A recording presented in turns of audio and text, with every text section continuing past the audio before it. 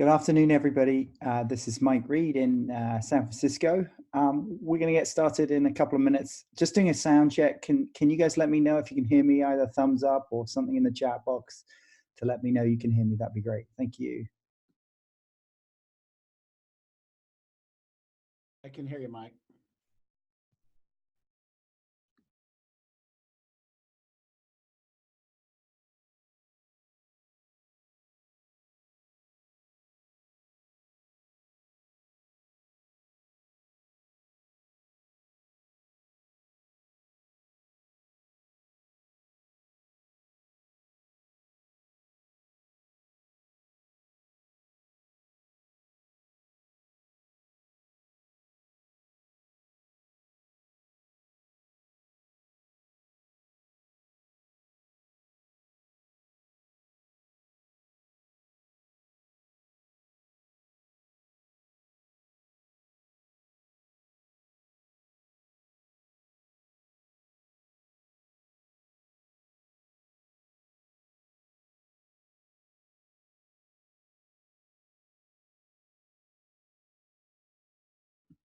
Okay, good afternoon, everybody. Again, Mike Reed here in San Francisco. Thank you for all joining. As is our custom, we'll wait just 5 minutes for others to join the line and then we'll begin. And just to let you know, as always, these webinars are recorded and you can listen to the recording over the, via the Stripe website. But let's wait a couple more minutes for people to join and then we'll get started. Thank you all.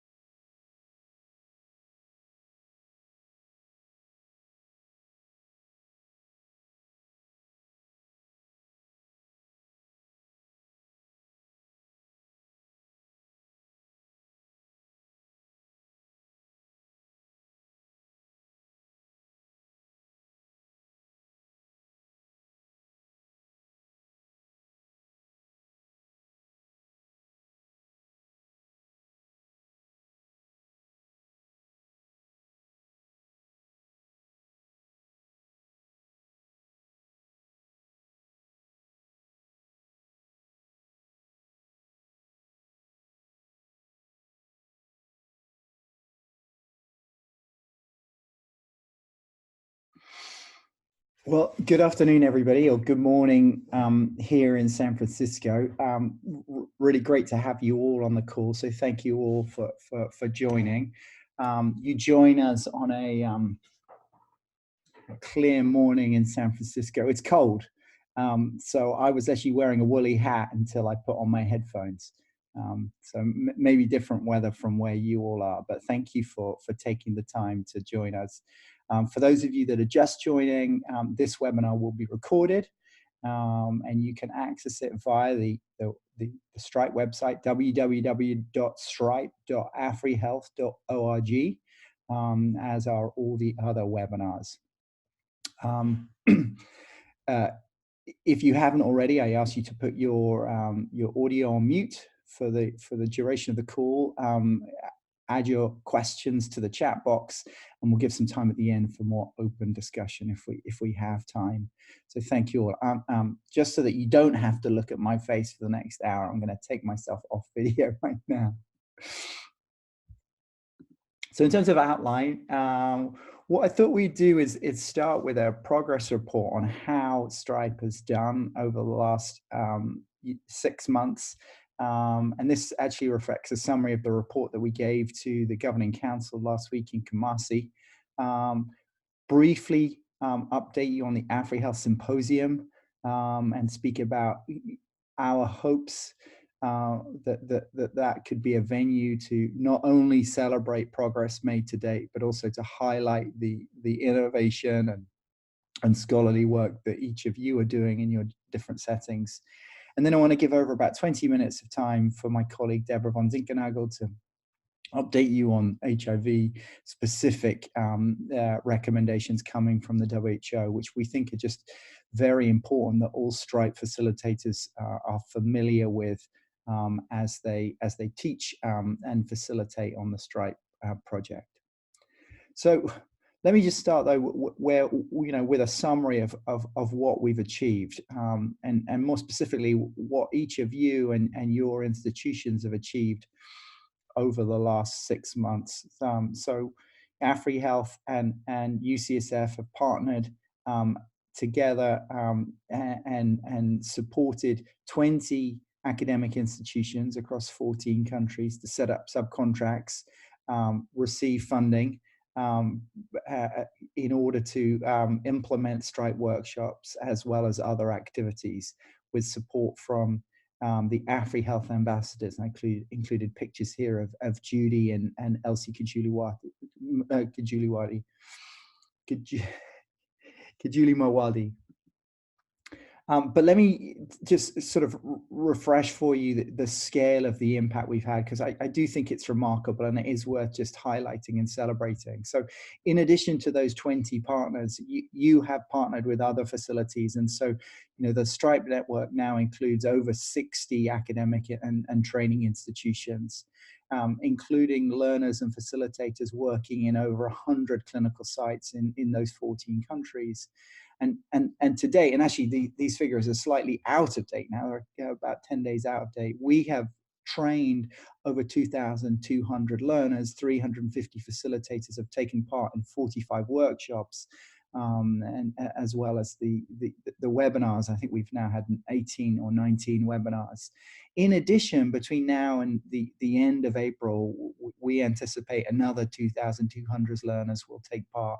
Another 120 facilitators will facilitate in 44 workshops. That is some feat, and I think you all should be commended for the heroic efforts that you have put into making this happen. So, thank you all for your collaboration, your partnership.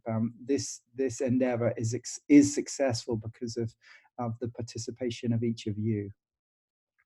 And I think the evidence that we're seeing is that this endeavor is having an important impact on the professional learning experience of early career professionals. And I just highlight a few things here, some sort of quotes from learners in different settings. Certainly, we are seeing, or hearing rather, reports that this is, leading to improvements in HIV knowledge. So as this medical student in South Africa reports, I think the course was excellently structured. It forced the different sectors to work together, solve issues, which also exposed various knowledge gaps within those sectors. As well, learners are reporting improvements in subjective confidence, as this laboratory student from Botswana quotes, "I carry out my work enthusiastically with the understanding that I am part of an important team that is working hard to provide effective care, management and treatment to patients. That is very vital." And I think as well as that, we're seeing that this project is leading to greater awareness of the need for interprofessional collaboration. I think there are many testimonies of this in your settings, and thank you all of those of you that have shared sort of the testimonies of your learners and your facilitators that this approach to HIV training is having a transformative impact, as this quote from a pharmacy student in Zimbabwe illustrates. All of that said, I think we all recognize that this has been a lot of work for many of you, and again, I recognize that you've had to overcome some specific hurdles related to this project and the speed that has been required of you and your institutions. And so, I think moving forward, we want to just highlight that there have been administrative and financial challenges. So, if you have a moment, please commend your finance managers, program managers that have worked so patiently with the UCSF bureaucracy to make this happen. We do really appreciate it. I think one of the other challenges that we would love to discuss with you is issues around quality assurance. There are many settings where the Stripe program is being taught by the most fantastic educators in your institutions, even in your countries. But I think, how can we guarantee excellence in HIV education is something that we're often reflecting on, and how can we support you to ensure that your facilitators are up to speed with the most up-to-date HIV knowledge, but also with the structural competencies to educate and facilitate effectively. One of the things that my colleague Jess Celentano has been kept up at night with concern over and trying to fix are the glitches related to the website, and ensuring that all of your data is accessible to you and is responsive to your needs, and enables the learners to be able to see the impact of the training on their own knowledge. And we're aware that there have been some glitches along the way. And again, we're grateful for your patience to that end. I think, another challenge is that with a project this on such a short timeline, using the funds and making sure they're used maximally is a challenge. And just to sort of highlight this top level figure, over the last 6 months, we've awarded or planned to disperse nearly $2 million US, but not all of that has been spent yet, or at least we don't have evidence of that between what's been obligated and what's remaining. And so I think recognizing that there is a challenge there, and in conversations with the US funder, with PEPFAR and HRSA, we wanted to highlight that there will be a no-cost extension on your projects through August 15th. And your program managers and principal investigators already know this, but I think this takes some of the heat off if you're trying to get all of your project done by April, as we previously discussed. So that's an important thing for you all to be aware of. We have a no-cost extension through the middle of August. So deep sigh of relief from some of you, I'm sure. There are so many lessons that we have learned through this project, and I think we, as in the UCSF team, just wanted to highlight a couple of them. I know that there are many other lessons that you each have probably learned, but I think one of them is just the fantastic leadership of your Stripe projects. We are grateful to partner with so many inspiring, talented leaders across sub-Saharan Africa, and I thank each of you for your leadership in that capacity. I think one of the other key things that we've learned is the ability of your institutions to take this to scale so rapidly. The expansive programmatic capacity of your institutions to implement programs, but also to partner with other institutions and in your region has been just phenomenal, and has been very exciting to watch.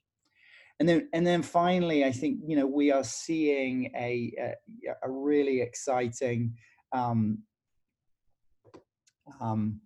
paradigm shift in how people think about health professionals education, and the importance of interprofessional education as a key component of HIV training.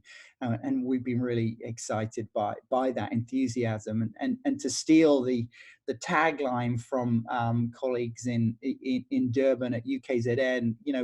We really think that this project Stripe can be a real catalyst to flatten the hierarchy, to break down silos between health professionals in training, so that HIV services are delivered in more equitable, more efficient, more collaborative ways. And not just HIV. I think our hope is that this program will have an impact beyond HIV training to other areas of educational practice. I think another, final take-home message, and sort of closing out this first, piece of the presentation is we at UCSF recognize that none of this would have been possible without the collaboration of AfriHealth as the hub of what we're all doing. And I think, as each of your institutions think strategically about, what lies ahead, recognizing the extended capability that AfriHealth can offer for rapid dissemination of cross-country evidence-informed practice is something that I think, you know, is worth considering. You know, our experience is that AfriHealth can be a fantastically useful and powerful networking tool, the fact that we've been able to bring this project to scale so quickly is a testimony to not only the administrative and leadership capacity within AfriHealth Secretariat in Kumasi, but also just the bonds that tie each of your institutions together through AfriHealth, and the preceding work of MEPI and NEPI to that effect. And I think optimistically, our hope is that AfriHealth will serve as a network of communities of practice for quality and impact that extends beyond HIV training and can inform how you think about how you develop communities of practice around other aspects of health professionals education or research. And I think that's something that AfriHealth are already thinking about, and as you and your institutions as members of AfriHealth, you know, should also kind of consider. So those are the main things I wanted to kind of summarize in terms of progress to date. I think moving forward, what lies ahead in the next few months, I think one thing that we wanted to sort of highlight is again, you know, the no cost extension. So for those of you that are in charge of managing your projects, be aware that you will be able to extend your existing funds a few more months. And so as you do that, our hope is that you can consider where and when you can expand your workshops, implement new innovations or complementary educational interventions. And even, you know, use the Stripe funds that you've had to think through and incorporate Stripe training into the academic curricula in your setting. Moreover, and this is perhaps a little bit more of a taxing question for the PIs on the call, we'd love you to think about, you know, are there new strategies that you could implement to evaluate Stripe's impact on patient level outcomes? And here we recognize that we need to be responsive to our funder, to PEPFAR, you know, if we're going to secure further funding, and we are optimistic there will be further funding. But one of the things that PEPFAR is really interested in is how does this training impact clinical outcomes for people living with HIV? And I appreciate that it's a stretch to say that training medical students and nursing students will lead to a big change in clinical outcomes, but maybe there are some things that we could think through that would allow us to approximate those kind of outcomes. Maybe it's through the impact of Stripe on quality improvement projects, or on the way services are delivered, or how elements of service are you know, delivered more efficiently because learners learn about new quality improvement modalities, etc. I'll leave that for you guys to think about, but we would love over the next few months for each of your institutions to think about that. How can Stripe's impact on clinical outcomes be assessed or approximated? And then the other thing in the next 6 months that we wanted to highlight, and perhaps kind of the opportunity to really showcase is the AfriHealth Symposium in August in Addis Ababa. And my hope is that will be an opportunity not only for us to hear about each of your experiences, but also to provide an opportunity to showcase in a scholarly format abstracts and reports from each of your institutions. And I'm proposing that across our 20 partners, we might be able to come up with 25 Stripe-related abstract submissions. I'll come back to that in a minute. And certainly we want to facilitate that by providing some scholarships. Again, a point I'll come back to in a second. So I think those are some of the things that we're looking to in the next 6 months. Beyond 6 months, we are optimistic that there will be further funding. I think maybe if we have the chance, we'll hear from my senior colleague, Dr. Gooseby, on his sense of the landscape here. But I think, let's focus on the here and now, right now, and demonstrate to the funder that we are able to impact and show results. And I think that puts us in the best possible case to argue for further funding. Certainly, the thing I want you to take home is just our huge thanks for the tremendous work that you put in today. None of this would be possible without the impact of each of you, and the effort that all of your teams have invested so far. So let me pause and move to talking about the AFRI Health Symposium. And just sort of following on from what I said before, the opportunity that the symposium will afford us to showcase Stripe. So save the dates, if you will, August 5th through 7th in Addis Ababa. The Stripe program commits to funding at least one person from each of your institutions, probably the PI or the PD, to attend.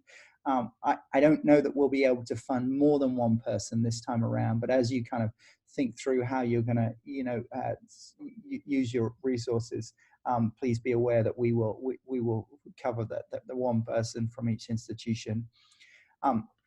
And a couple of things just to kind of have on your radar. The first is, as I mentioned before, our hope that each of your institutions would think about abstracts, academic abstracts for submission. And maybe those would be abstracts focusing on the evaluation of the curriculum in your institution, how Stripe has led to improvements in knowledge or enhanced team-based care, and you can decide whether that's something you want to ask, or to describe the curriculum innovation that has undergone in your setting. And I know that different institutions have started to do different things, creating websites, generating podcasts, mentorship programs, etc. Last week, my colleague and I, Jess Celentano, were in Kumasi, and we got to see the KNUST Stripe website that they've developed for their learners. Just a fantastic resource. Hopefully we'll showcase that on an upcoming webinar, but an example of the kind of innovation that you are all doing at your institutions that we would love to highlight in Addis in August. So the deadline for submission is February 25th. And given that fact, and I sent this through as an email, we want just to provide a template for you to frame how you prepare an abstract. And this is not rocket science. Any of you that have submitted academic abstracts before would be familiar with this approach. But outlining for us, the key elements of what you want to summarize. And if you're having trouble here, then our team in San Francisco would be willing to work with you to think about how you might document the impact that your program has had in your setting.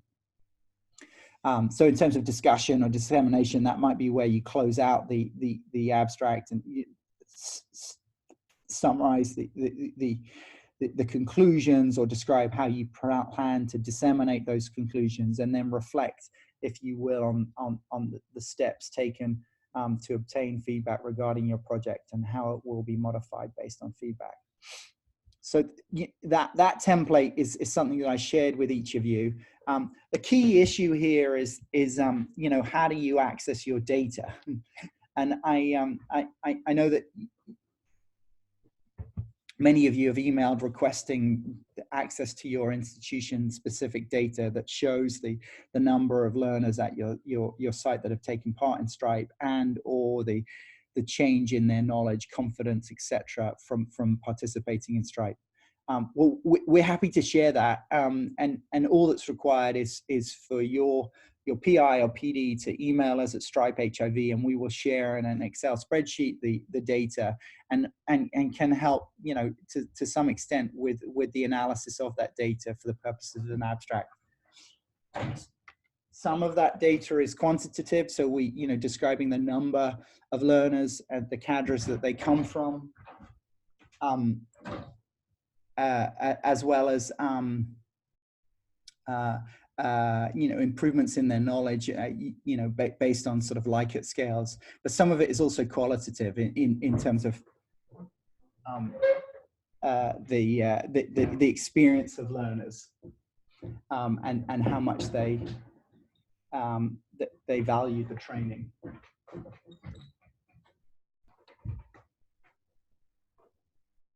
So by all means, email us at stripehiv@ucsf.edu, and we will share that data with you.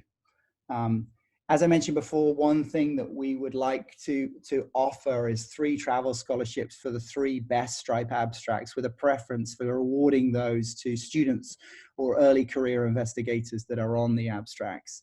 And in order to avail yourself of that, please email us at stripehiv@ucsf.edu at the same time that you email the AfriHealth submission to AfriHealth. So maybe I'll just pause there and give you time to ask any questions about anything that I've talked about, and then we will pivot to my colleague Deborah to give us an update on the HIV content that we wanted to sort of apprise you of, and some relevant clinical and programmatic updates in HIV service delivery. So maybe if there are any questions, we can you feel free to chat them in the chat box, and or take yourself off mute and ask your questions. And if not, we'll move on. Hi, Mike. Hello. Hi, Fred. Hi there, Fred. Yeah, thank you so much for taking us through the updates on where we are and what is planned. I think this is a very exciting program. So this is not a question, but it's a comment and an observation. And I think since we have many maybe program directors on the call or the webinar, I could posit something that we've observed. I think when you keep talking about the impact in this short time, it's been in some ways difficult to assess, as you can imagine. But one of the things that we have observed as a team, especially as we went down from training the trainers to reaching out to the interns and they recently completed, those who have recently completed their internship, we've come to realize that if we only have those kinds of groups in the room, then the discussions are very, very shallow. And so what we've realized, and many of them are working in very diverse places, they are, especially those who have completed. So in our recent grouping, we've, again, thinking about sustainability, what we've done is to ask these newly qualified practitioners, be it nurses or interns or doctors who are attached to some HIV programs or wherever they are working, that as we invite them for the training, they come with 1 or 2 more senior people who have been in that clinic for a longer duration so that they can be trained together. And that way we think that it will be easy for the 2 or 3 people who are trained together from that location to go back and practice whatever they have learned, as opposed to having this very junior person trained, and then you send them into a place maybe which has existed for many months or years, and you want them to make that difference. So that is one of the changes that we are making moving forward as we reach out to the lower cadres, that is the interns and the recently post interns. And I don't know what the other people think or what you think, but it's something that I just thought I would bring out to the group.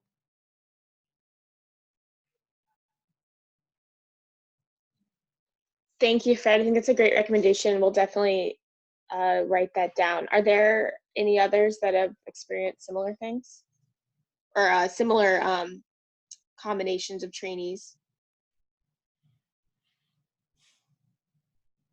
It's Sophie here from South Africa. I think we have tried to identify those more senior people as possible facilitators of future workshops. So we have included them in our initial workshop. And I think that has worked quite well.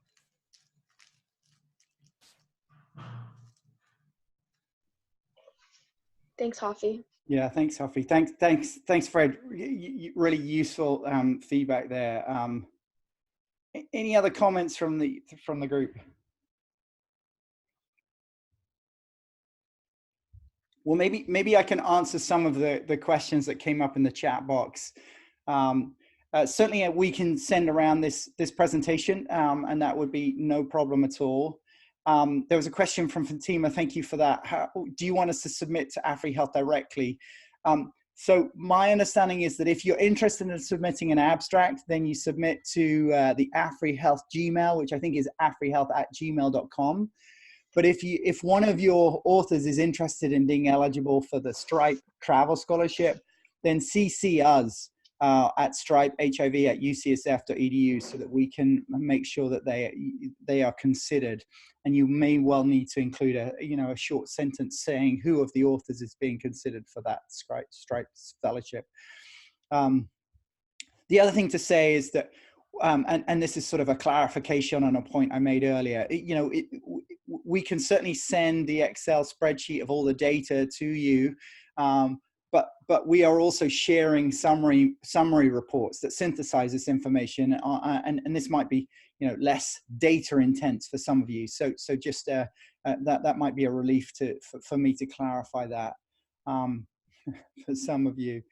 One other question is, how can we access the manuscripts and abstracts so far submitted? Great question. I mean, many of those are under review. We've submitted to CUGH, which is the Consortium for Global Health, and one of our colleagues, Elsie Kajuli Mawadi, will be presenting there, and then others are being evaluated by at other conferences, etc. If you're interested in writing papers around this, I think there is a quorum of folks within Stripe across our institutions that are very motivated around that, and email me separately, and I can facilitate a community of practice of sorts around how we document this in a scholarly point of view. So if I may, maybe at this point, if there aren't further questions, I'll hand the speaking rights over to my colleague Deborah, who's going to give us an update on HIV programs. Deborah, are you there? Are you able to hear me? Yes, thanks, Mike. I hope I come through well. Perfect. Yeah. And apologies to all on the phone. I'm toggling in between my computer and my phone because our internet is intermittently going in and out. So I hope that we'll stay with the program here for a while. But thank you. We thought that it might be of interest to folks to sort of hear what WHO put forward at a recent meeting of partners in terms of the priorities of their department, which is now the Division of HIV, Hepatitis, and Sexually Transmitted Infections. You may know that Dr. Gottfried Hernschel retired last year, and just this past week they've announced the new director, Dr. Meg Doherty, who's been acting in that role, and we're just delighted that they've moved forward and now are putting out sort of their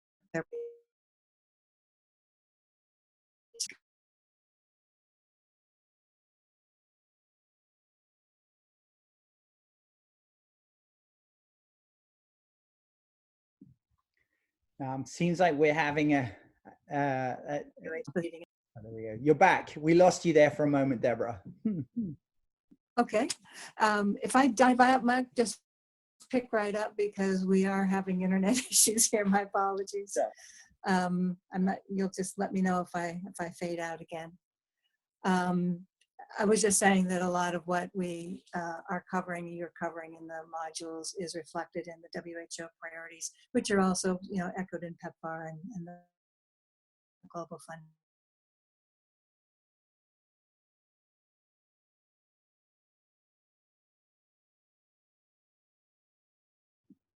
We're losing you again. So apologies there, Deborah. I think this is, I think there may be, as you mentioned, an internet challenge at your point. If I may, I'll jump in, and when you're back. Please do. We can hear you now. Okay, great. Go for it. Okay, well, You think that Switzerland would have better internet, but we're actually having challenges, so never feel bad. They do, in terms of putting prevention high, obviously on the radar screen, bringing attention to PrEP particularly, and this is something that's well covered in our Module 11, men who have sex with men, as well as a little bit in Module 5 with the adolescent girls and young women, and the opportunities here for where there's vulnerabilities to get ahead with PrEP. Attention again to HIV testing and services again, both in STI and family planning clinics. The STIs would pick up on the ECHO trial where there were high rates of STIs among women who were seeking contraceptive services. And we know the higher rates of STIs in many key populations. So again, they're putting this high on their radar screen. The voluntary male circumcision, you're all familiar that PEPFAR and others are pushing this as well in terms of opportunities to reduce vulnerabilities for new infections.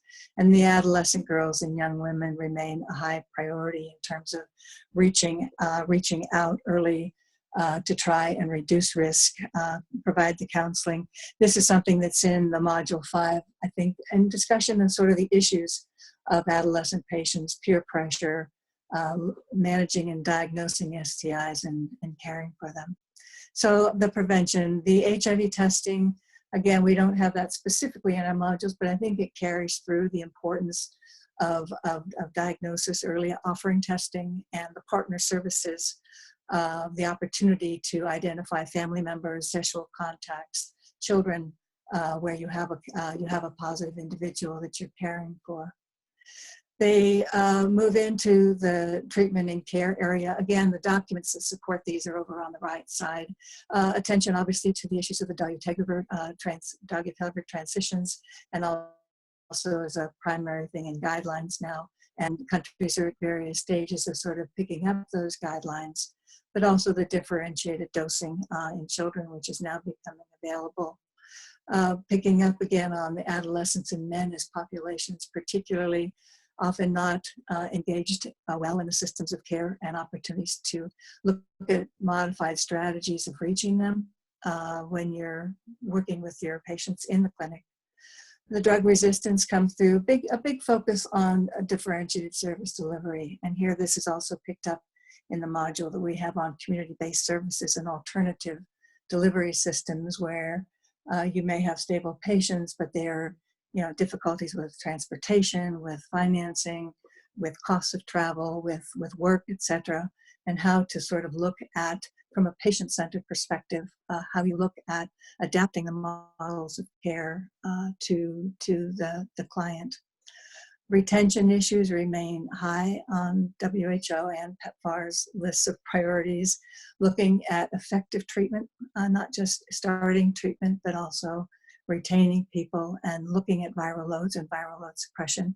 This is something that comes through in the modules that you've been leading as well. And it can't be overemphasized in terms of the importance of looking for strategies around that. And again, the team-based approach with the community support, community services is key to that. The module 3 on TB/HIV picks up, I think, a lot of the issues around diagnosis when you start ART management, co-infection, issues of drug interactions. So I think that's covered well and presented well in the workshops. One thing I'll notice over on cross-country is the cervical cancer, and this I think we've identified as a missing thing that we don't have a module developed on, but I think it's an important thing that we need to look at, including, and this is a plea to anybody in your schools and institutions that would like to maybe take a lead on supporting us to develop that, but I think it's a missing piece that we do need to pay attention to. Next slide. This was, I just flagged this here because I think, again, as we talk about patient-centered care and patient-centered services, there's been pressure, obviously, on some of the PEPFAR implementers in terms of meeting targets, testing yields, etc. But what has come to light has been, I think, more coercive practices that sometimes creep in when you have a goal of that nature. And so at this point, they are trying to pull back a little bit and be sure that we have good standards of practice around index, partner services, partner testing, that services are delivered in a very respectful way, and that the coercion is absolutely not a part of ethical practice. So I just highlight that as something that is fairly recent that I think is important to bring to people's attention. Next slide.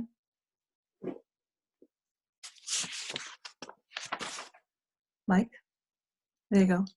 The ARB recommendations covered in a number of the modules, starting with the module 1, looking at the tenofovir, lamivudine, dolutegravir regimen, and with the option of efavirenz as an alternative as needed. There's the module that you are leading on viral on adherence and switching regimens when needed, and how you think about that, how you evaluate it, and what the issues are. So they won't go over this. This is all obviously in the new guidelines, but I think it's timely and good that the students and the professionals are hearing and having a chance to go through and talk about the regimens, and also the use of dolutegravir, and as it relates also to the use of rifampicin with the patients with HIV and TB. So we can move on to the next one. This is just picking up again. I think we talked a little earlier about the importance of sort of, I think, the culture of care and the culture of patient-centered care, how we think about and treat patients, how you look at it from their perspective. How do we try, and the principles of re-engagement. Sometimes we're seeing and hearing that patients start therapy, then for some time or reason they're out, they come back in, and they actually present as a new case or new patient. But I think the effort really is around retaining people, engaging them, using models of community support, using differentiated service delivery, looking at the community also as part of that support, and families to move forward. They make the point around the treatment literacy piece. I think we haven't done as much on that through our modules, but I do note that I think depending on your population, it's a very helpful piece, especially for community, I think community health workers and folks who are playing the role of have the time perhaps to also talk about the treatment in more depth than a really busy practitioner may have. And then the community-based ART initiation with the community act.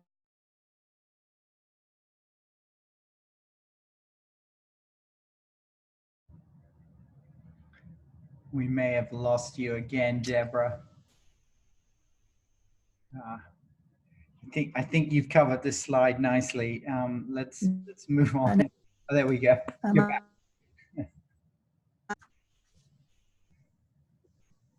This is just a quick highlight on sort of the issues around the WHO's contraceptive guidance, which came out following the ECHO trial, and highlighting these issues were discussed a little bit in both in the first case about a woman of childbearing age starting ART, and also comes out a bit in our PMTCT case.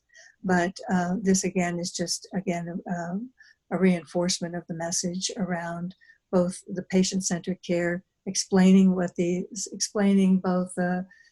risks, the benefits of different choices, or there are choices, but also highlighting in terms of the medical contraindications at this point. There's not a medical contraindication, and it's more, I think, a discussion with patients around their preferences and also other factors that they would bring into consideration. Next slide. The next 3 slides really are just sort of data slides just available for your use. This is from the 2018 annual data. The 2019 data will come out in July of this year. It's always a mid-year thing when it's cleaned and sent out. So this slide is just looking at different parameters of HIV burden across countries. The next one, which you can flip to, looks at some of the policy implementation issues in terms of, viral load monitoring policy, adoption of guidelines, etc. So it's a very busy slide, and it's something that we'll have available in the set if you're interested in looking at it a little bit more in depth. And the last slide is one that just looks at coverage issues by population. Again, just looking, WHO has this tier 1, tier 2. I'm not sure that I'm the best person to explain that exactly, but it's a quick look at the data at the end of 2018 in terms of where the countries were. So with that, I'll turn it back over to you, Cheyenne and Mike. Great, thank you, Deborah. Any questions for Deborah from the audience?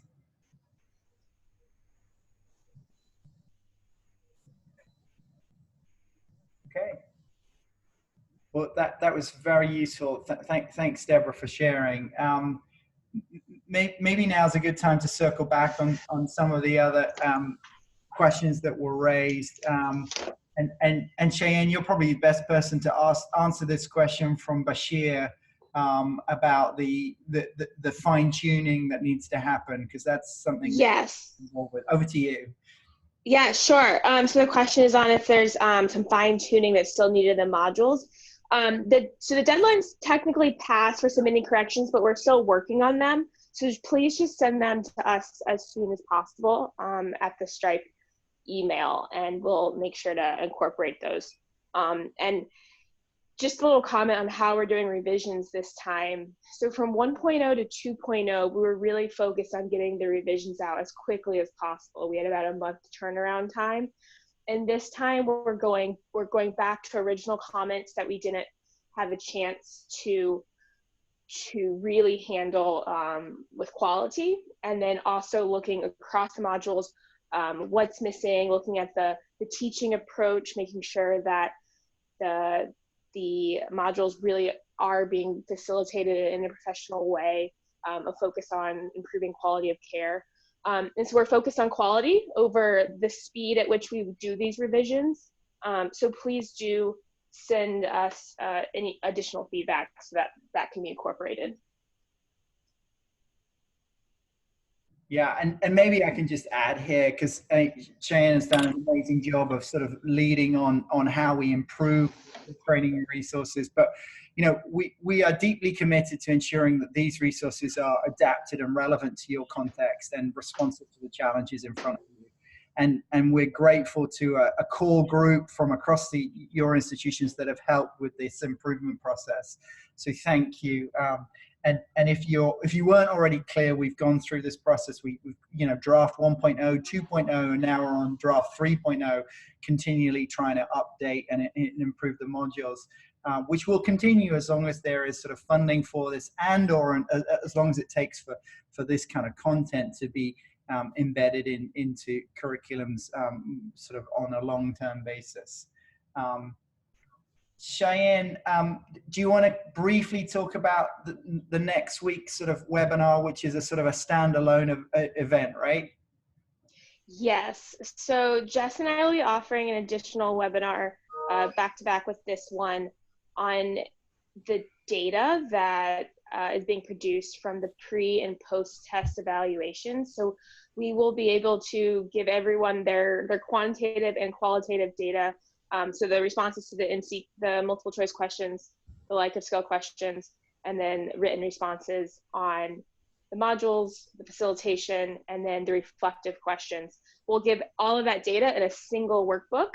It is 182 data points. And so to help interpret that and connect the dots, we will be offering an open Q&A webinar.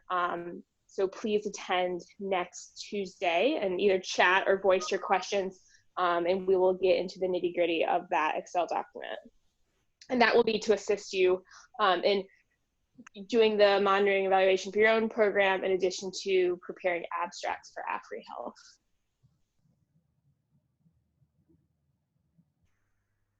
Brilliant. Thank you, Cheyenne. Any other questions from the group? It's Hofi here again. from South Africa. At the last two workshops we've run, one in Uppington and one in Kimberley. At Uppington, there was a real problem with the online filling in of the pre and post-test questionnaires. Difficult that the process took very long, and I think problems with internet access as well. But mainly that the process takes so long and then delays the start of the workshop. So in the last workshop in Kimberley, we've just done a paper-based survey, which we then will have to manually capture the data. I just wondered if other sites also still have problems with that.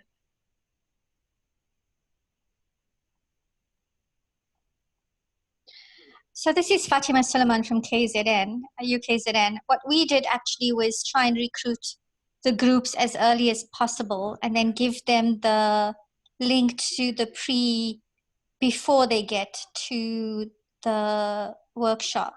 And we found that actually majority of them did that before. There were just a few who had problems logging in and that, and then we could work with those few at the workshop. And they completed the post after that as well. So we also struggled in our first workshop with getting into and out of the system. But since then, we've managed to give them the link beforehand, and they've managed to successfully log in and answer the questionnaire.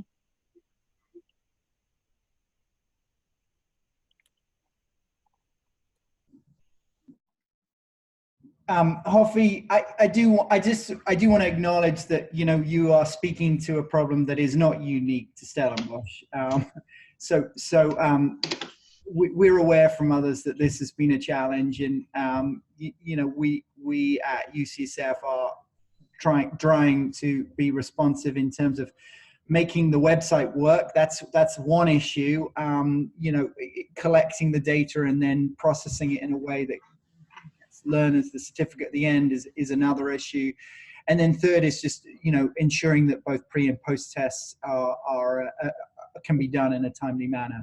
And I do like Fatima's suggestion of doing the pre-test in advance, but we're continually open to improving and streamlining the process. And so maybe we could get our heads together offline and think about, you know, what would be a reasonable amount of time for learners to spend on a pretest, and then can we continue to kind of shave down that evaluation so that it does capture the necessary information, but doesn't do so in a way that's really onerous on the learners, or more importantly, eats into the time for the training. So thanks for that feedback, and we do want to sort of problem solve that issue with you.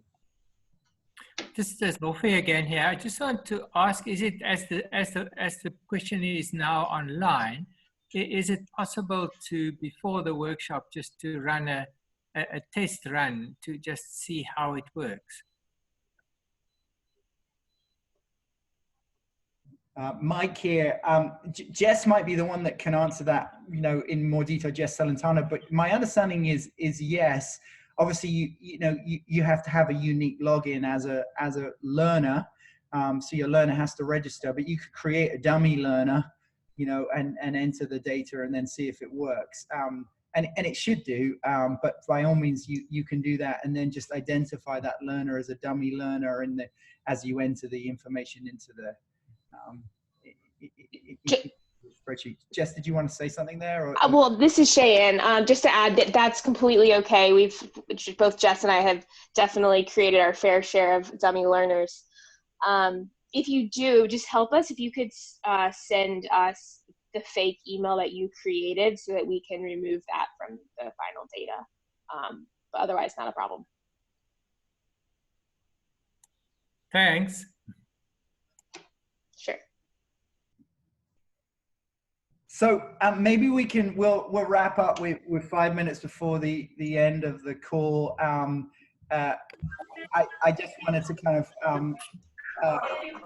say thanks.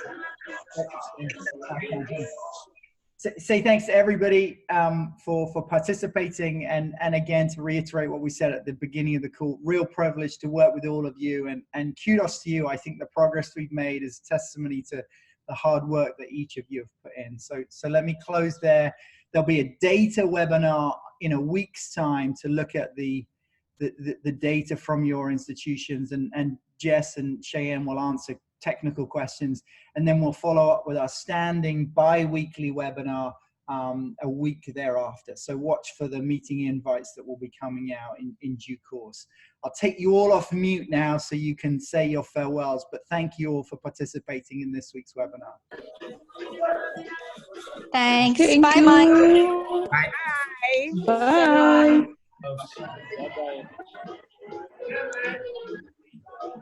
Okay, bye.